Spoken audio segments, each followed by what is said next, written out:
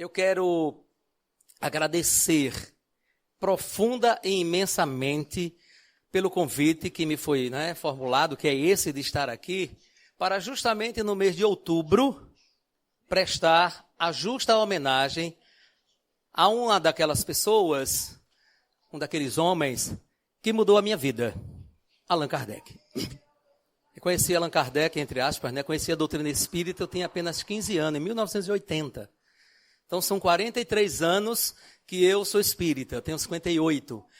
E digo para vocês, eu fiz uma profunda reflexão acerca desse tema, porque falar sobre o legado de Allan Kardec, eu tinha que primeiramente falar do legado de Allan Kardec para mim. Porque não adiantaria eu falar para vocês se eu não sentisse nada. E eu digo para vocês que na hora que eu mergulhei nesse tema, mergulhei na figura de Allan Kardec, figura na personalidade, no personagem, no ser humano, enfim, no humanista, enfim. Eu confesso a vocês que fiquei realmente muito agradecido, muito gratificado e até muito emocionado. Então eu quero agradecer ao Jefa por esse convite e ao mesmo tempo, homenagear o aniversariante do mês, no dia 3 de outubro de 1808, do século passado. Século passado, não, retrasado já. Século XIX, que ele veio para nos trazer esses grandes ensinamentos. E mais, antes de começar, sim, um detalhe. Isso aqui é meu roteiro. É o roteiro. Depois, quem quiser, só é pedir, tá? Tem 21 páginas. É sério, eu ia fazer o roteiro simples, mas aí tinha tanta coisa para dizer que eu disse, eu vou votando. Depois eu sei que alguém vai querer e eu vou dar, de preferência quem pouco conhece a doutrina espírita, quem não tem essas informações, Quer ver, quem não é espírita, levanta a mão, por favor. Tem alguém aí que não é espírita? Você? Ali tem outra? Isso, se tiver interesse, só é vir buscar, tá bom? Isso. E outros que quiserem eu mando por e-mail, não tem problema. As informações que eu tenho aqui, elas são informações que os espíritas têm acesso. Estão nas obras de Allan Kardec e é impressionante, eu fiquei impressionado com a coisa. Como é que uma pessoa consegue escrever um livro para que seja editado depois que ele morreu por ele mesmo? Obras póstumas. E Obras póstumas foi escrito por ele. Como é que a pessoa escreve um livro sobre ele mesmo depois de morto? Na verdade, tudo que ele escreveu foi publicado por alguém sobre ele e ele escreveu sobre isso. Enfim. E aí, Obras Póstumas é um dos livros, mas nós temos outros, muitos outros. Eu trouxe aqui um dos primeiros biógrafos de Allan Kardec, Henri Sasse, ou Saussure. Esse aqui é um livro que trata da época, Enfim, ele foi talvez até um pouco contemporâneo de Allan Kardec, e ele vai tratar um pouco do dia a dia, do cotidiano da época de Allan Kardec. Inclusive, tudo que ele sofreu. Lembrando que Allan Kardec, aqui para nós, ele só não era ateu, mas ele era cético. Todo mundo sabe que é cético, não sabe? Enfim, ele não acreditava em nada daquilo que bastante, depois ele passou a defender e deu a vida por isso. É bom saber disso. E, para minha surpresa, a gente trouxe um outro livro, aqui é de Jean Prier, esse é atual, é mais atualizado. Ou seja, alguém que escreveu sobre Allan Kardec no começo e atualmente. Significa dizer que Allan Kardec está sendo, espero, desejo, esteja sendo reeditado pelos próprios franceses. Os franceses foi onde Allan Kardec, foi o berço da doutrina espírita.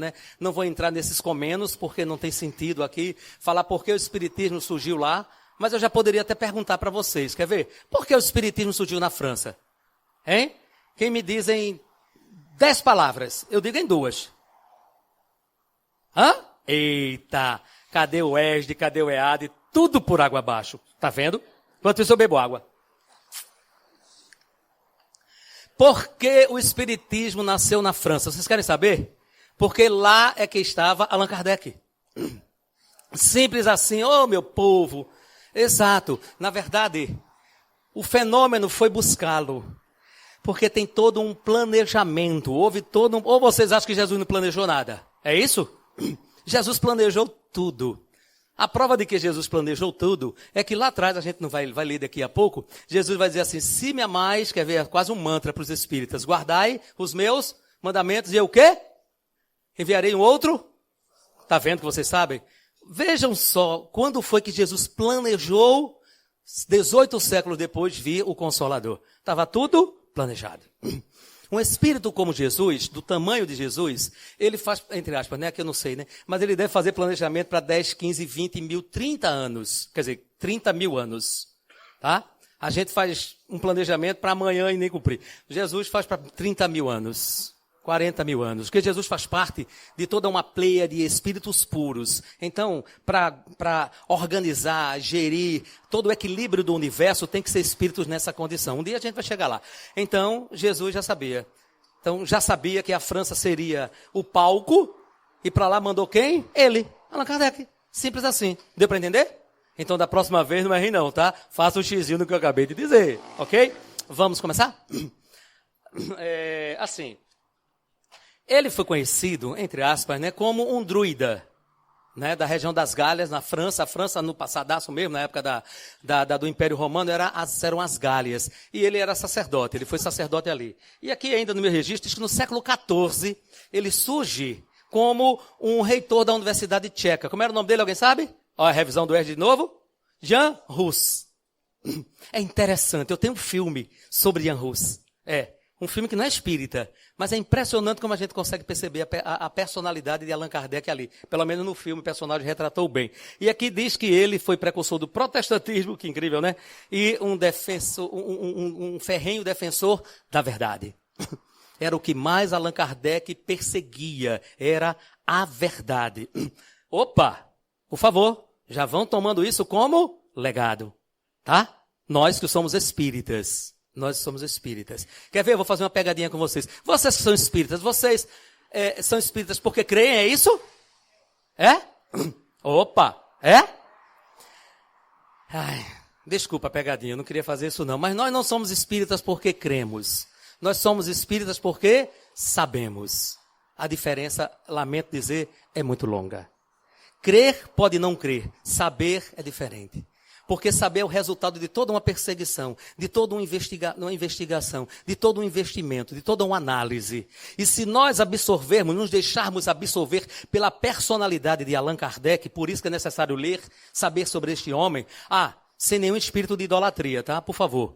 Allan Kardec não é idolatrado pelos espíritas, não. A não ser aqueles que gostam muito, aí é diferente. Mas, de uma forma geral, ele próprio disse que não existia chefe no espiritismo. Está lá em O Livro dos Médiuns. Então, se nós conhecermos a personalidade, que eu vou falar alguma coisa sobre ele, ou sobre a personalidade dele daqui a pouco, vocês vão perceber que homem incrível. Tinha que ser uma pessoa assim para fazer o que fez, senão não teria feito. Então, se nós buscarmos nos aproximar ao máximo da personalidade dele, seremos realmente espíritas muito racionais. É isso. Aí, voltando aqui, né, ele ficou conhecido já no século XIX, né, como o professor, pedagogo e blá, blá, blá, Hippolyte Léon Denis Rivail, não é esse o nome dele? Não é isso? Vocês querem que eu diga em francês? Digo, não, eu não sei. Mas eu sei, aprendi. Minha esposa é professora de francês, mas não vou dizer não. Bom, aqui já diz assim o seguinte, ó. Um grande homem, um ser humano extraordinário, um espírito muito elevado, que nos deixou sua própria vida, suas obras e seus ensinamentos como grande referência de conduta. Todavia, o que de melhor ele nos deixou foi o quê? O legado da fé raciocinada. Fé raciocinada? Que é isso? Fé raciocina? Existe fé raciocinada? Isso caberia um debate. E aí, vamos debater? Vamos? É sério. As pessoas acreditam porque acreditam. Existe negócio de ter fé raciocinada? Raciocinada é relacionada à razão. Ninguém racionaliza a fé, não. Você acredita e pronto. É assim? Eu tenho duas respostas para isso, tá bom? A primeira, se a fé não é raciocinada, aí eu coloquei assim. Não, deixa eu voltar para cá, senão vai sair do contexto, né? Será que a fé pode ser raciocinada? Isso é possível? Aí eu coloquei aqui, certamente que não. Quando ela apenas se baseia na crença empírica, mitológica e secular, na transmissão oral, ajustada à cultura e aos interesses dos promotores do esoterismo vão, ou daqueles que, ainda presos às tradições do passado, não se permitem a verificação, a análise e possíveis contestações científicas do presente. Em relação a tudo isso, a fé não vai ser raciocinada. Entretanto, é correto, sim, em se falar em fé raciocinada quando ela nasce da observação e da análise dos fenômenos, a partir dos mesmos princípios adotados pela ciência positiva, com critérios e métodos validados e adotados pela comunidade científico-acadêmica. Então, nesses termos, a resposta realmente não pode ser outra. Existe sim fé raciocinada, que é a que tem os espíritas, porque eles não creem, eles sabem. Entenderam? Ficou fácil agora? Então alguém perguntar para vocês, respondam isso. Diga, for professor Alexandre, não é brincadeira. Eu vou contar para vocês bem rapidamente um fenômeno que aconteceu comigo. Eu mal estava começando no espiritismo, né? Eu morava no Cabo, que eu sou do Cabo de Santo Agostinho. E inclusive relatei esse fenômeno para o meu filho. A gente conversando, ele por telefone, ele não sabia, enfim, e eu contei. Um belo sábado, ele não tinha nem nascido ainda, para vocês terem ideia. Ele hoje tem 32 anos.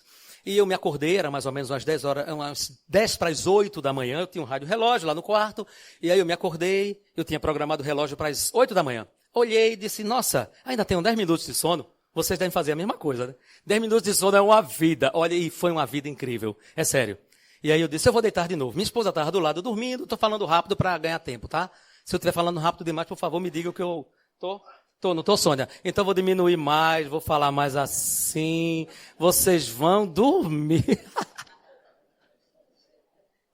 Ai, vou modular aqui, peraí. Agora, chegou. Então, eu olhei para o relógio e disse, olha, eu tenho 10 minutos de sono ainda. Nessa ocasião, eu escutei o meu vizinho que estava do lado. Ele estava fazendo a casa dele ainda. E estava batendo, inclusive. E aí eu deitei, dormi. Ao dormir, eu me vi, feito gosto, saindo do corpo, eu vi. Quer dizer, eu não vi saindo do corpo. Quando eu vi, eram dois. Eu lá e eu aqui. E eu fiquei impressionado com aquilo. É um meio impressionado, não, mas assim, achei algo esquisito, nunca tinha acontecido. Ah, detalhe, foi a única vez que aconteceu, tá? Foi espontâneo, eu não provoquei, eu não sou médium de grandes habilidades, enfim. Vi minha esposa dormindo ao lado, estava tão linda. E aí eu fui até o vizinho. Cheguei perto do vizinho, falei com ele, claro que ele não me ouviu. E eu fiquei pensando, mas vê que bobagem. Eu disse, eu tenho 10 minutos, o que é que eu vou fazer? Quer dizer, tinha tanta coisa para fazer, né? Mas na hora foi de improviso. Aí eu fui visitar uma amiga minha, colega professora. Gente, quando eu disse isso, eu já estava no pé da porta da casa dela. Quer dizer, da casa dela nem obrigatoriamente. Ela mora na Coab, são 2 blocos, e eu estava embaixo. Não imaginei como cheguei ali, simplesmente cheguei. Subi andando as escadas, que é uma escada em caracolzinha. Quando eu subi, vinham descendo 2 senhoras, uma reclamando do marido. Eu aproveitei até para dar um atendimento fraterno ali. Falei alguma coisa que eu não lembro. Cheguei e bati a porta da casa dessa minha amiga. Bati mesmo, não sei como eu fiz, mas bati. Daqui a pouco a porta abre. Ela olha, eu na frente dela, e ela olhou, fechou a porta. Aí eu bati a segunda vez. Aí ela já demorou menos, abriu a porta, olhou e disse, será que estão brincando comigo? Até isso eu sei. Será que estão brincando comigo? Ou deve ser algum gato? Fechou. Aí eu digo, não vou mais insistir. Aí desci as escadas. Quando eu cheguei lá embaixo, eu olhei para a pista que passava assim, né, que é a PS60. Eu disse, eu vou chegar ali volitando, olha. Foi incrível. Ah, que coisa mais gostosa. Deslizei. Já estava na pista. Sério. Atravessei andando. No ponto do ônibus havia algumas pessoas. Eu passei no meio delas, olhando assim, bem pertinho de todo mundo olhando para o mesmo lado, né, para o ônibus. Aí eu lembrei, naquela hora eu lembrei, eita, está na hora de eu acordar. Olha que coisa incrível. Quando eu disse, eita, está na hora de acordar, o que foi que aconteceu? Eu já estava de lado do corpo. Ainda consegui ouvir os batidos do vizinho com martelo, alguma coisa assim. Quando eu olhei para o relógio, eram 7h59. Acordei no corpo. Nunca mais esqueci, tá vendo? Incrível. E muitas dessas coisas eu não sabia ainda da doutrina espírita. É bom vocês começarem a perceber isso. Eu não sabia. Eu saí aprendendo aos poucos. Alguém, tenho certeza que você vai perguntar assim, Alexandre, e a sua colega confirmou? Você vai perguntar, vai, por favor, pergunta. Ela confirmou. Isso, confirmou. Porque é minha colega de trabalho. Quando eu, na segunda-feira, cheguei lá na casa dela, eu disse, aconteceu alguma coisa estranha na sua casa nesse final de semana? Ela disse, como é que você sabe? Olha. Veja, como é que você sabe? Eu disse, depois eu lhe digo por quê. O que foi que aconteceu? Bateram na minha porta 2 vezes e correram. Eu disse, fui eu. Como é que você? Porque você não entrou? Enfim, aí eu expliquei todo o fenômeno. Ela é espírita também, facilitou. Isso que eu estou dizendo para vocês, logicamente, de forma muito imperfeita ou muito rápida, era o que o professor Rivail fazia. O fenômeno chegava até ele não ia atrás do fenômeno. Primeiro fato, tá? E ele não concluía nada sem antes investigar. Então, qual era o primeiro raciocínio dele? Observar. Depois, analisar. Depois, comparar. Depois, concluir. Depois, publicar. Isso é um longo processo. E graças a esse longo processo que surgiu essa maravilha que está aqui, que vocês estão vendo. Em 12 anos isso surgiu. Foi com sacrifício de uma vida. Quem sabe da vida dele, quem estudou a vida dele, está lá em Obras Póstumas, está aqui também. Porque em algum momento Allan Kardec fica sabendo da sua missão. Salvo engano, vou até procurar aqui, dia 30 de junho de 1856, penso eu que foi essa data, só confirmando, blá, blá, blá. Vamos falando aí enquanto eu procuro? Deixa, eu não vou procurar mais não encontrei não. Depois eu procuro. Mas foi 30 de junho de 1886. Foi revelado a ele, a sua missão, a missão dele. E aí a conversa travou, foi uma conversa muito linda, muito bonita, com o espírito de verdade. E depois de tudo o que foi dito, ele se colocou, eu me lembrei muito bem de Maria de Nazaré. Quando o anjo Gabriel aparece a Maria de Nazaré e diz que ela foi escolhida para ser a mãe do Salvador. E o que é que ela diz? Eis-me aqui, a sua serva. É o que ele diz. Lindamente ele diz isso. Só que não fica só nisso. Isso aí é, digamos, entre aspas, o bônus. O ônus vem depois. Porque o Espírito de verdade diz tudo aquilo que ele vai sofrer. Inclusive daqueles que se diziam seus amigos. Ele vai ser traído, perseguido, enfim, a vida dele vai ser uma desgraça só. Mas ele suporta, ele resiste, chega até o final da vida. Ainda bem que não foi assassinado, morreu de angina, uma situação normal, né? Mas, estava previsto inclusive, enfim, mas ele conseguiu ir até o fim e nos legou essa maravilha aqui que vocês estão vendo, ok? Seguindo aqui as nossas reflexões, eu coloquei assim, ó. O Espiritismo surgiu a partir de dois grandes pilares do conhecimento e da cultura humana. Quais são? A ciência e a filosofia, ok? E aí a pergunta, e qual até hoje na história da humanidade foi a religião que surgiu de uma ciência? Vocês sabem? Tem alguma religião que surgiu a partir de uma ciência? Porque o Espiritismo não surge como ciência. Já alguém já vai querer debater sobre isso, tudo bem. A doutrina espírita é feita, estão vendo esse cavaletezinho aqui? Não tem 3 pezinhos? Os 3 pés que estão aí são as bases na qual está assentada a doutrina espírita. A base científica, a base filosófica e a base que a gente chama de religiosa, mas pode ser também chamada de moral, dá no mesmo. Porque a moral que a gente está falando é a religião natural, segundo Kant, né, o alemão, tá certo? Não é a religião do ponto de vista institucionalizada, que Allan Kardec, inclusive, não quis muito a aproximação, que, por sinal, lamentavelmente, foi a que terminou ele combatendo. Né? Porque na medida em que ele negava a existência de ideias que eram preconcebidas, dogmáticas de outros credos cristãos, à época, terminou ele combatendo sem o querer, mas era a força da necessidade, porque a lei chegou e a lei tem que se fazer. Desculpe falar desse jeito, eu não estou sendo arrogante não, por favor, tá? Eu estou fazendo de conta que foi ele que disse lá, pedindo 1000 desculpas, mas Deus não é como você acha que é Deus. Não existe inferno, não existe céu. Morreu, não acabou. Enfim, saiu dando resposta para todo mundo. Para quem é cristão, para quem não é cristão, para quem é ateu, para quem é filósofo, para quem é cientista e blá, blá, blá. E a doutrina espírita surge. Então a doutrina espírita vai surgir justamente tendo como base uma ciência. Porque a ciência, porque é a comprovação. Ciência serve para isso, não é isso? Filosofia serve para quê? Opa, outra aula. Eu estou parecendo professor, mas não sou não. E aí, para que serve filosofia?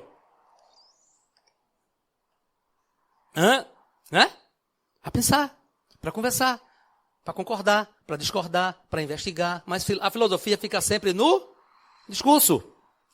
Maravilhoso. Sem filosofia não existe nem, eu acho que nem Deus existiria se não fizesse a filosofia. Então a filosofia é a base de tudo. Porque a base de tudo é justamente aqui.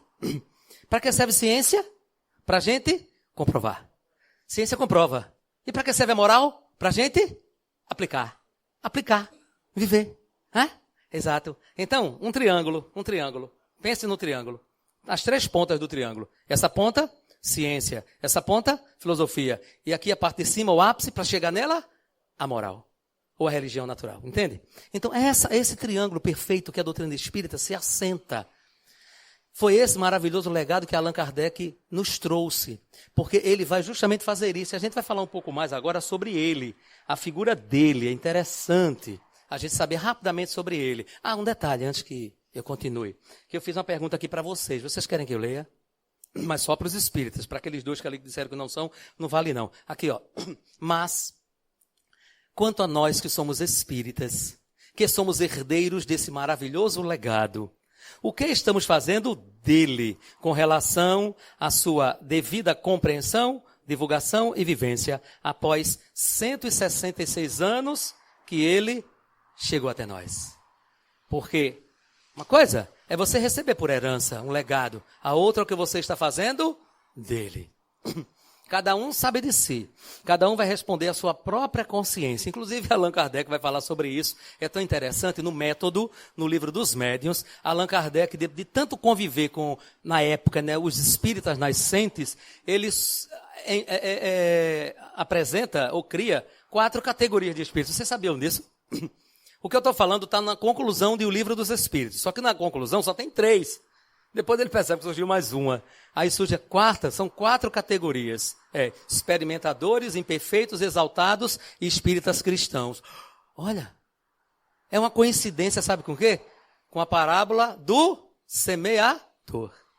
Parábola do semeador. Não foram 4 sementes? Quer dizer, não foi a semente, não foram 4 solos que caiu, não foi? No caminho, na pedra, no espinho e na terra boa.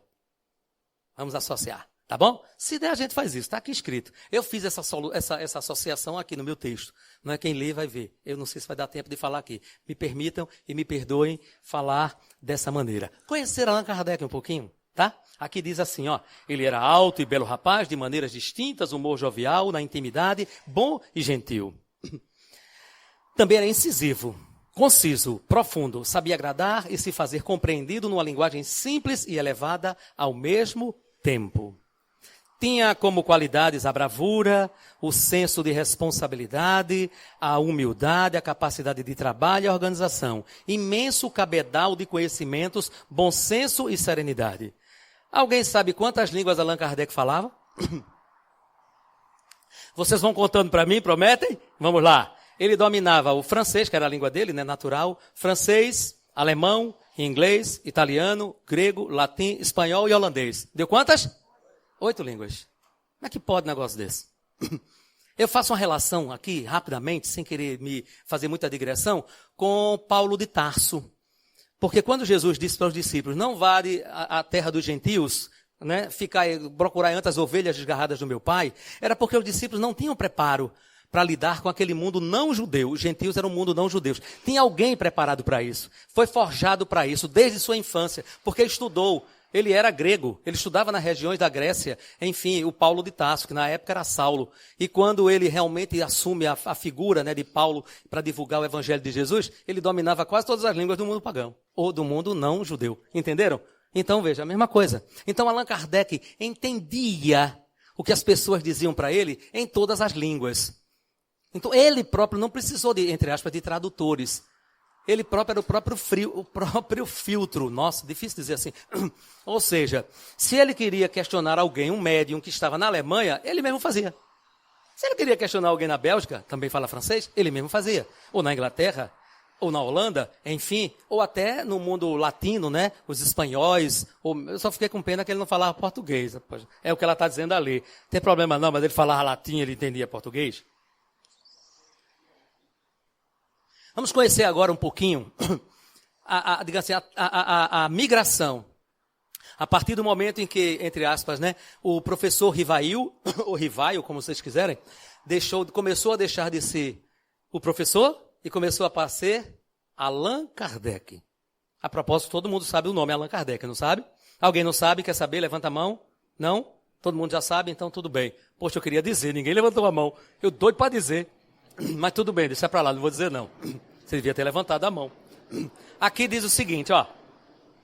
Sério, não custa nada. Na casa do senhor Baudin, em 1855. Ele ainda não queria muito... sim, um detalhe.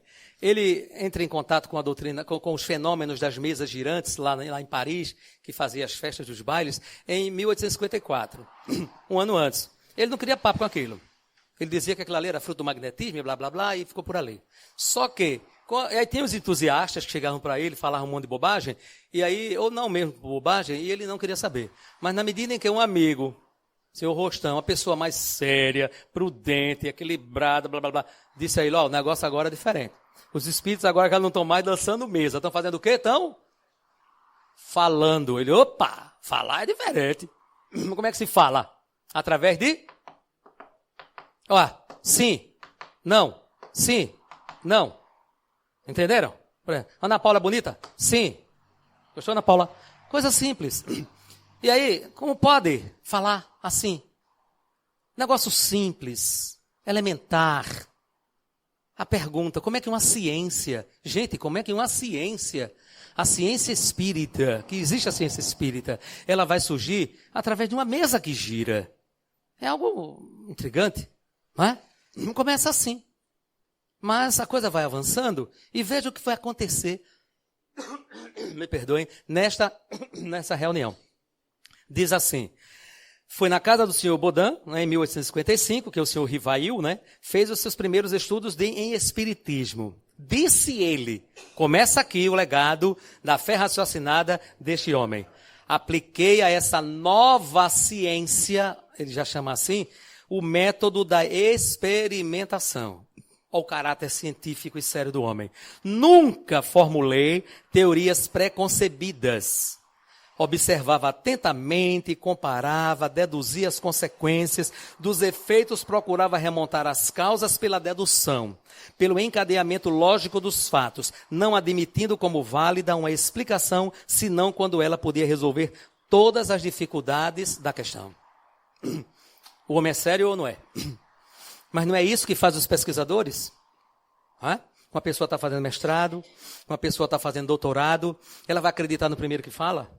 Se ela seleciona um pesquisador de mestrado ou de doutorado, que seja, ou até de outra área, ou de outra pesquisa, ela vai fazer uma pesquisa, ela tem que elaborar objetivos, justificativas, não é isso? Fazer um recorte, enfim, e tirar o corpus da análise e tudo aí mais, delimitar o tema, delimitar a área, tudo isso ele vai fazer.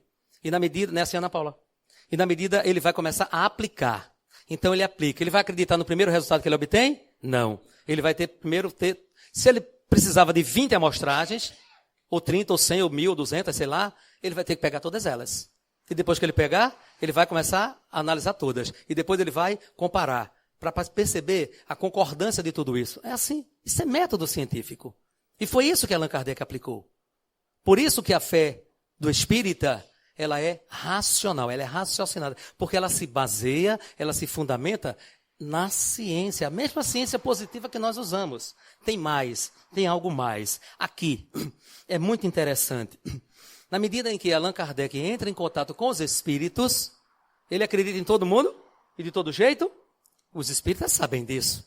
Foi dele que, pelo menos eu entendo, que nós aprendemos. Aqui, que eu vou dizer para vocês, não estão os espíritas exaltados.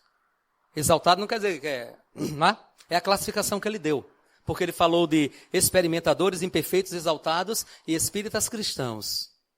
Os espíritas experimentadores são que apenas acreditam nos fenômenos. Já vou adiantar para vocês. Acreditam nos fenômenos, mas só isso. Os imperfeitos acham linda a filosofia espírita. Nossa, como é linda, mas não pratica nada. Ok? Aí é claro que a gente vai começar a ver se a gente se situa nisso, né? Os espíritas exaltados acreditam em absolutamente tudo, até o que não é espiritismo. E assim está na internet, no YouTube. Tem gente fazendo uma mistura danada. É sério, pegando papa, misturando com sopa, com feijão, com arroz, e botando óleo, botando vinagre, botando álcool, botando tudo, mistura e diz que é espiritismo. Opa! Para você saber o que não é espiritismo, é necessário você primeiro saber o que é espiritismo. Eu estou dizendo isso porque tem gente que está se apresentando como trazendo mensagens lindíssimas, entre aspas, de Bezerra de Menezes. Bezerra de Menezes, inclusive, fazendo revelações. Eu nunca vi Bezerra de Menezes fazer revelações. Fazendo, inclusive, ameaças. Né? Enfim, tem casas espíritas, que eu não sei se é bem casas espíritas, que estão, os médios... Esse cara está precisando de melhorar essa moto aí. Tem casas espíritas que tem até ET se comunicando. Em reunião pública, respondendo perguntas. Bom, cada um é cada um. Então, os espíritas exaltados não entram nisso que Allan Kardec falou aqui. É bom a gente refletir sobre isso. Tá? Inclusive, eu digo para vocês, minhas irmãs e meus irmãos, a partir do momento que nós entendemos que a doutrina espírita descobriu, revelou esse mundo novo, entre aspas, né, que é o nosso mundo, a gente apenas está conhecendo melhor, tenhamos muito, mas muito cuidado como vamos nos relacionar com ele. É necessário conhecimento e preparo. É por isso que não é todo mundo que está habilitado a participar de uma reunião mediúnica. Tanto como médium, também como esclarecedor, ou dialogador, o nome que nós quisermos dar, antigamente se chamava de doutrinador, que já não é mais o caso. Aqui, ouçamos o que Allan Kardec diz e que é muito interessante. Isso é ele falando, tá? Os espíritos, não sendo senão as almas das pessoas, não tinham nem a soberana sabedoria, nem a soberana ciência, que o seu saber era limitado ao grau de adiantamento e que a sua opinião não tinha senão o valor de uma opinião pessoal. Olha para aí. Olha o tamanho do homem. Seja lá quem fosse. Era uma opinião pessoal. E aí ele vai justamente colocar os fundamentos da doutrina espírita daqui a pouco. Continua, ele diz assim: esta verdade, reconhecida desde o começo, evitou-me de crer na infalibilidade dos espíritos e preservou-me de formular teorias prematuras sobre a opinião de um ou mais situações. Assim agi com os espíritos como teria feito com as pessoas. Elas foram para mim, desde a menor até a mais elevada, apenas meios de colher informações e não reveladoras predestinadas. Entenderam?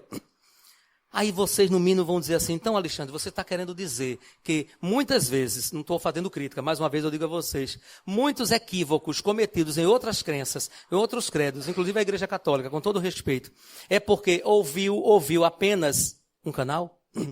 Muitas vezes sim.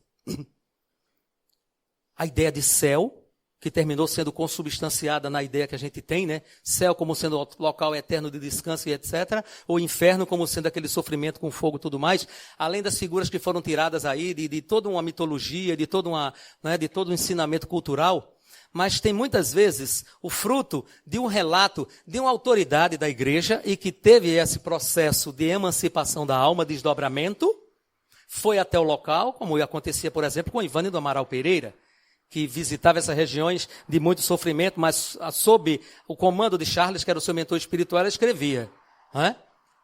Ou como o próprio André Luiz, que nos traz muitas informações, muitos relatos, que mais tarde são até confirmados através de outra psicografia, através de Manuel Filomeno de Miranda, só para citar alguns daqueles mais clássicos, mais antigos da doutrina espírita. Mas uma pessoa que apenas vai a um local e vai e vê, e relata e traz, você já aceita como verdade? Opa, tenham cuidado. É essa prudência, é esse legado dessa fé. Se você quer edificar a sua fé raciocinada, então use ela, raciocine, pense sobre isso. Ah, mas é uma pessoa que é ilibada, uma pessoa da maior credibilidade. Ela pode estar equivocada. Olha o que Allan Kardec disse aqui. Do maior ao menor, não passou de apenas um informante. Quem já teve a oportunidade de ler o livro O Céu e o Inferno sabe disso. Eu quero mais, vou mais. Quem lê o próprio livro dos Espíritos, leu, estudou, pesquisa, sabe que ali está. Por sinal, é dito aqui, deixa eu ver até se eu encontro aqui, não é? É dito ali sobre a presença de Allan Kardec, aqui ó, a presença de Allan Kardec em O Livro dos Espíritos. A gente pensa que não tem nada dele aqui, é tudo dos Espíritos. Não é bem assim não. Aqui diz assim, ó. Allan Kardec observou os fenômenos, estudou-os profundamente, tirou conclusões lógicas, usando o método experimental e a razão, os conhecimentos que detinha, o bom senso, eliminando tudo que conduzisse à ingenuidade e à incredulidade excessiva. Isso aqui está em O Reformador de abril de 2001.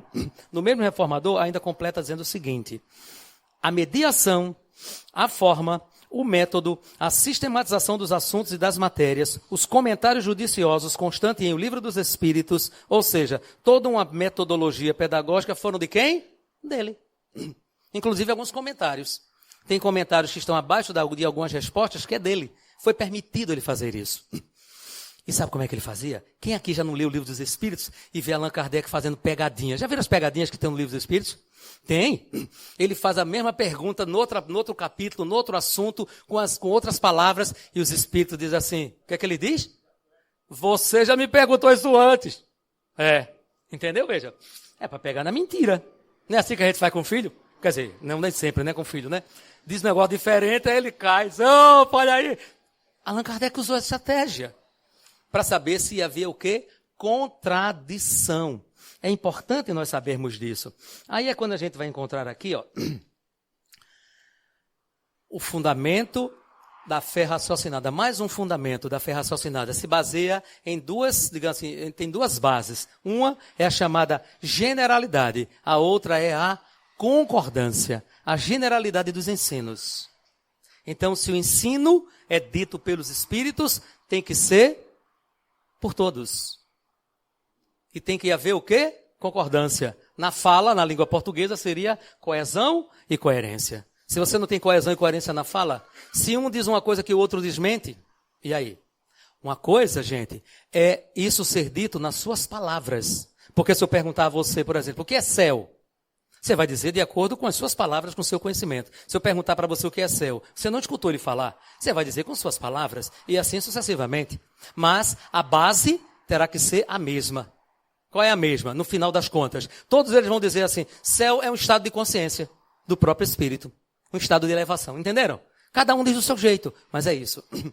Quem é Deus? Cada um pode dizer do seu jeito, mas no final é justamente o ser primeiro, é a inteligência primeira, causa de todas as coisas. Questão número 1 do Livro dos Espíritos. Então, Allan Kardec teve essa preocupação científica. Aqui, inclusive, diz que ele não era cientista, mas ele tinha esse caráter, né, da ciência, até porque é uma pessoa que estudou bastante.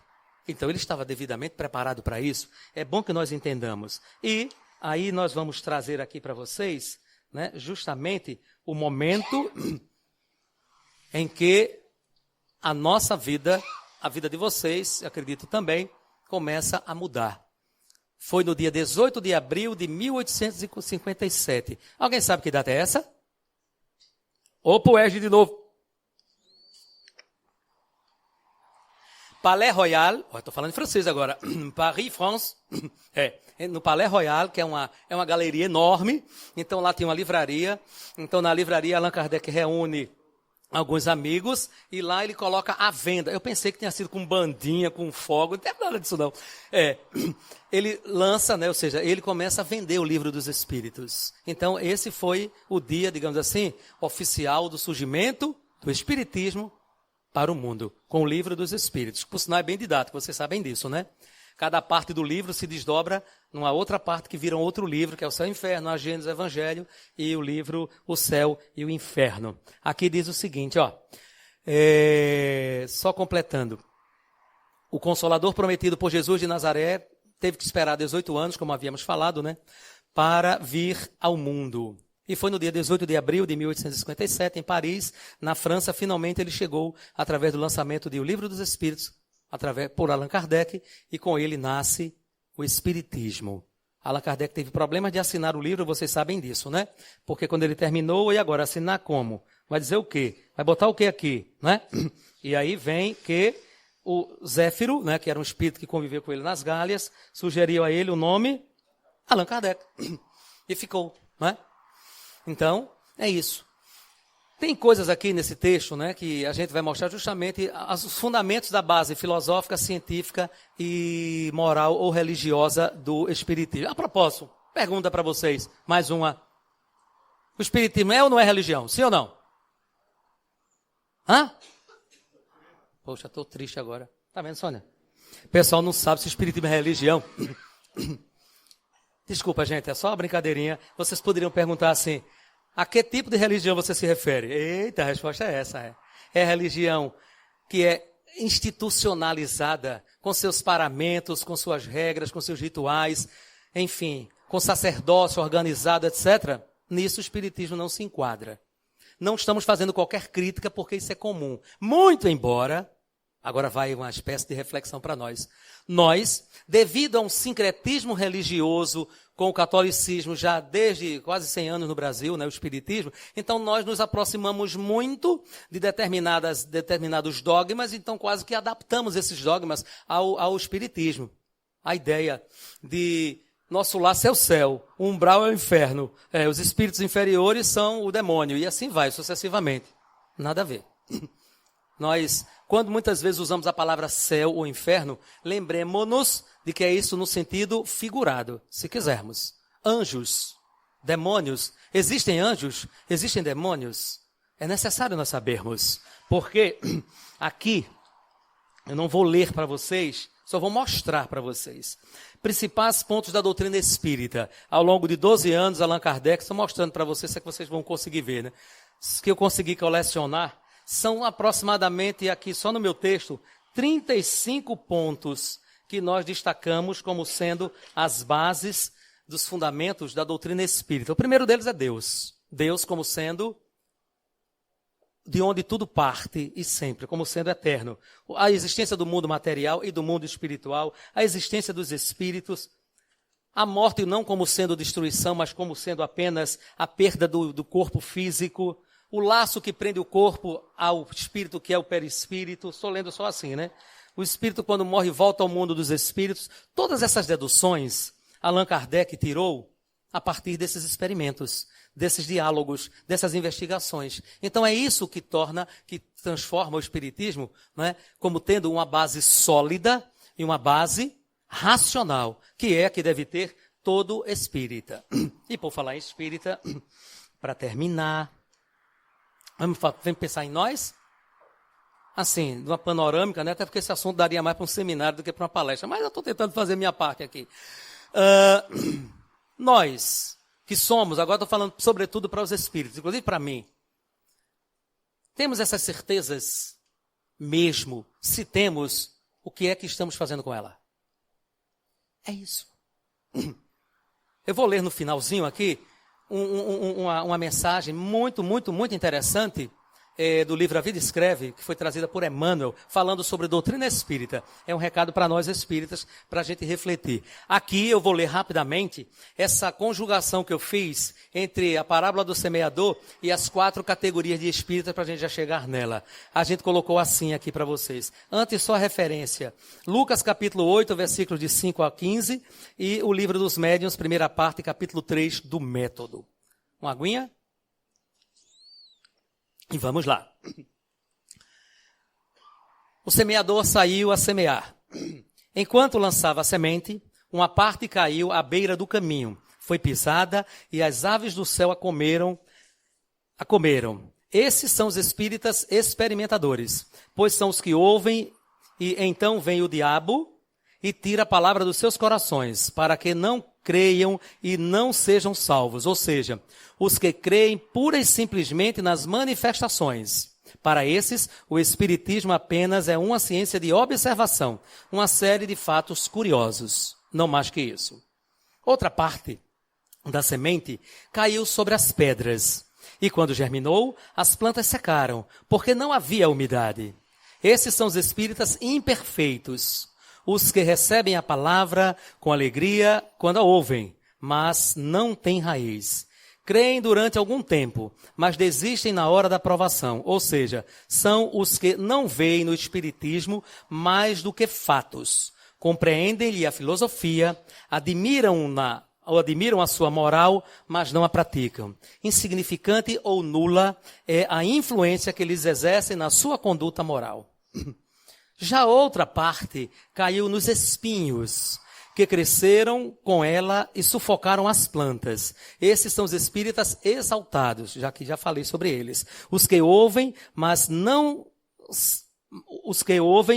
ao seguirem seu caminho, são sufocados pelas preocupações, pelas riquezas e pelos prazeres da vida, e não amadurecem. Ou seja, são os que demonstram confiança demasiado cega e frequentemente infantil em relação ao mundo invisível, deixando-se aceitar com extrema facilidade e sem verificação aquele que é absurdo ou impossibilitado a reflexão e o exame que comprova. Esse, inclusive, Allan Kardec bate tão de frente que eu não botei tudo aqui, Allan Kardec diz assim, seria melhor que eles nunca tivessem sido espíritas.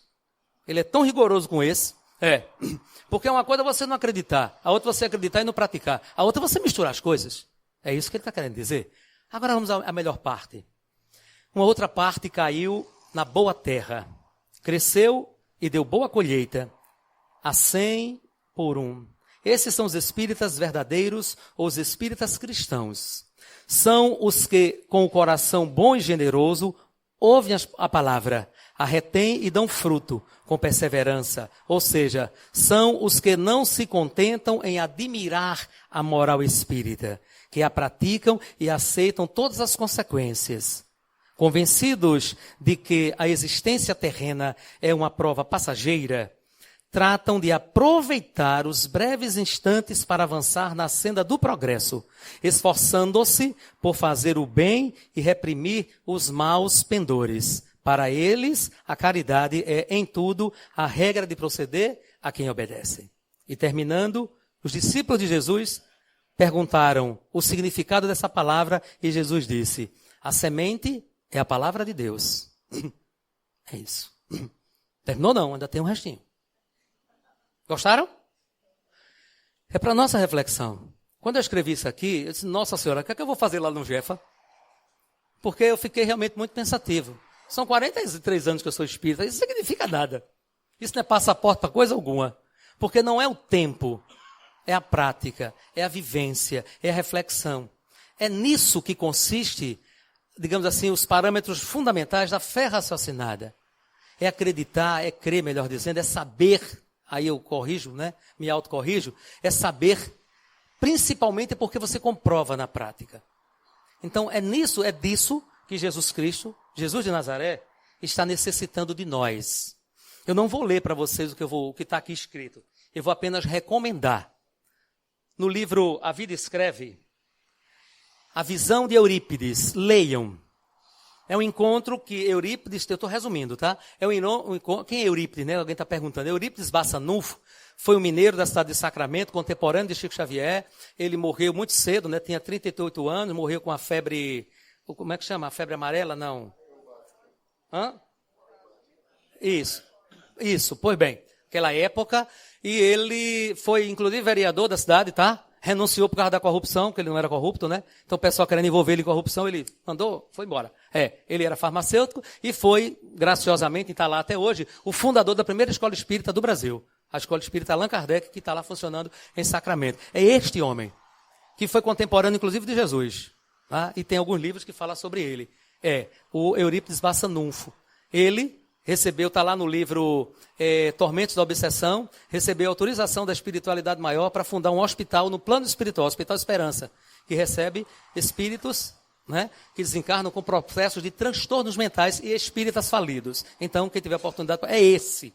E este homem aqui teve a oportunidade maravilhosa de receber a visita, quer dizer, a visita foi levado em desdobramento, mas entre aspas, feito o meu, né? Vê para aí.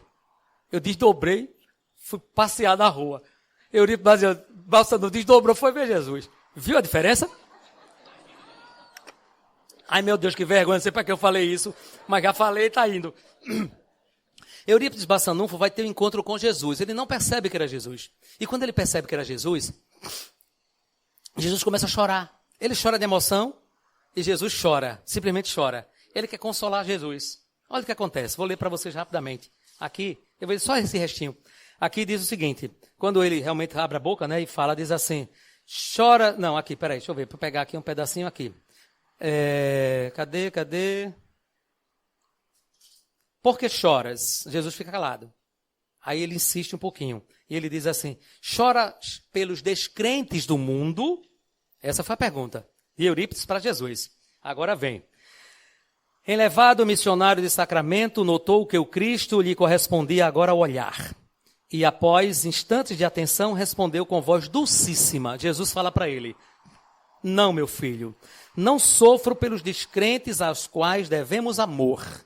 Choro por todos os que conhecem o meu evangelho, mas não o praticam. Toma, é isso. Está vendo? Jesus chora por isso. Eu pergunto a vocês, minhas irmãs e irmãos, não me referindo a vocês sem nem a mínima pretensão. Será que Jesus continua chorando ainda? E o que podemos fazer? Porque Eurípides Bassanufo, depois que ele acordou, ele ficou sentado na cama, passou muito tempo. E aqui diz, e desde aquele dia, sem comunicar nada a ninguém, a divina revelação que ele vibrava na consciência, entregou-se aos necessitados e aos doentes, sem repouso sequer, um dia, servindo até a sua morte.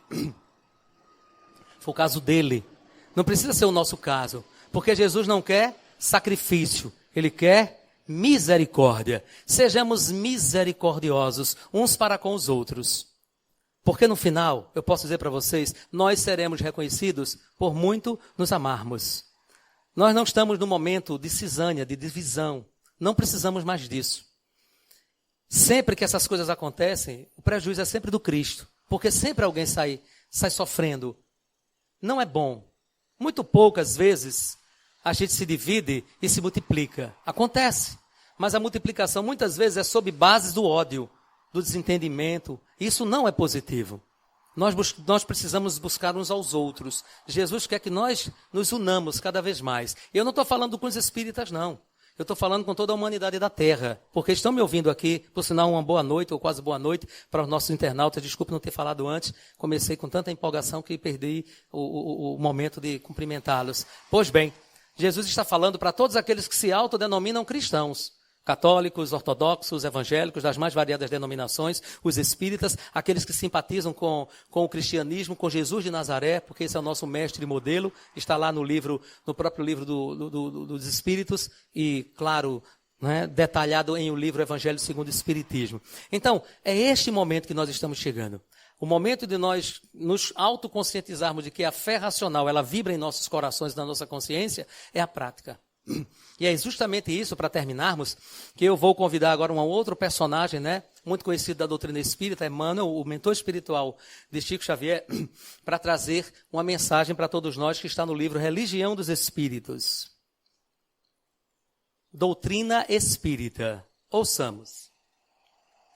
Toda crença é respeitável. No entanto, se buscastes a doutrina espírita, não lhes negue fidelidade. Toda religião é sublime. No entanto, só a doutrina espírita consegue explicar-te os fenômenos mediúnicos em que toda religião se baseia. Toda religião é santa de intenções. No entanto, só a doutrina espírita pode te guiar na solução dos problemas do destino e da dor. Toda religião auxilia. No entanto, só a doutrina espírita é capaz de te exonerar do pavor ilusório do inferno que apenas subsiste na consciência culpada. Toda religião é reconforto na morte. No entanto, só a doutrina espírita é sustentável de descerrar a continuidade da vida além do sepulcro. Toda religião apregoa o bem como preço do paraíso aos seus seguidores. No entanto, só a doutrina espírita estabelece a caridade incondicional como simples dever. Toda religião exorciza os infelizes. Os espíritos infelizes, desculpem-me. No entanto, só a doutrina espírita se dispõe a abraçá-los como a doentes, neles reconhecendo as próprias criaturas humanas desencarnadas em outras faixas de evolução. Toda religião educa sempre. Ouçamos agora. No entanto, só a doutrina espírita é aquela em que se permite o livre exame, com o sentimento livre de compreensões dogmáticas, para que a fé contemple a razão face a face, como dizia Allan Kardec. Toda religião fala de penas e recompensas. No entanto, só a doutrina espírita elucida que todos nós colheremos conforme as plantações que tenhamos lançado à vida, sem qualquer privilégio na justiça divina. Toda religião erguida em princípios nobres, mesmo as que vigem noutros continentes, embora nos pareçam estranhas, guardam a essência cristã. No entanto, só a doutrina espírita nos oferece a chave precisa para a verdadeira interpretação do Evangelho de Jesus de Nazaré. Por quê?